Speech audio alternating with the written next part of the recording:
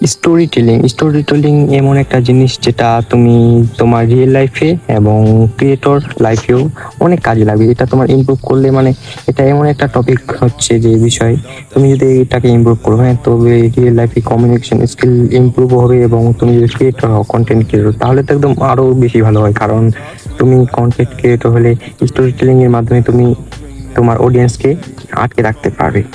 যেমন তুমি একটা সিম্পল কথাকে স্টোরি টেলিং এর মাধ্যমে এমনভাবে উপস্থাপন করবে যে তারা মানে তোমার অডিয়েন্সরা তোমার ভিডিওটা দেখতে বাধ্য, এরকম স্টোরি টেলিং রাখতে হবে।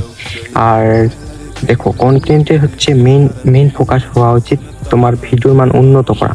ভিডিওর মান উন্নত হলে তুমি অবশ্যই সাকসেস হবে। কারণ দেখো, তুমি তুমি যদি ইউটিউবের এগুলো নিয়ে ভাবো ফিচার, যে এখন আমার মানে হচ্ছে মানে ইউটিউবের নতুন পলিসি আসছে, নতুন যে আরো কঠিন করে দিচ্ছে, হার্ড করে দিচ্ছে, 8,000 ঘন্টা করে দিচ্ছে এবং 20 মিলিয়ন করে দিচ্ছে।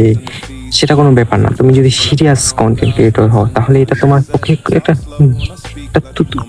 কি বলে একটা ছোট্ট বিষয়। কারণ তুমি এটা যদি নিয়ে ভাবো তাহলে তুমি সিরিয়াস কন্টেন্ট ক্রিয়েটর নও। এটা যদি করতে না পারো তাহলে তাহলে কন্টেন্ট ক্রিয়েশন তুমি ছেড়ে দাও, এটা তোমার পক্ষে সম্ভব নয়। আর যদি তুমি সিরিয়াস হও তাহলে এটা তোমার পক্ষে কোনো কিছুই না। তার জন্য আমি বলছি যে তুমি তোমার ভিডিওর মান উন্নতর দিকে ধ্যান দাও, এডিটিং এ ধ্যান দাও। আর হচ্ছে তুমি যেটা মানে তোমার কন্টেন্টের উপর ফোকাস দাও, উন্নত করো, উন্নত মানের স্টক ফুটেজ, উন্নত মানের এডিটিং বা উন্নত মানের এআই ফিচার ইউজ করো, যাতে তোমার ভিডিওর মান একদম অত্যন্ত অত্যন্ত ভালো হয়।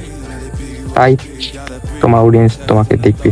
আর তুমি যদি ভাবো যে কঠিন হয়ে যাচ্ছে তাহলে তুমি শেষ।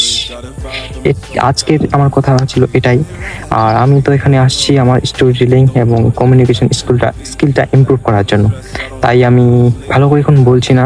যদি তোমরা যদি চাও যে এরকম নিয়ে একটা বিস্তারিত ভিডিও আনতে, আমি আমার মেন চ্যানেলে আনবো। তোমরা সাবস্ক্রাইব করে আমাকে কমেন্ট করো।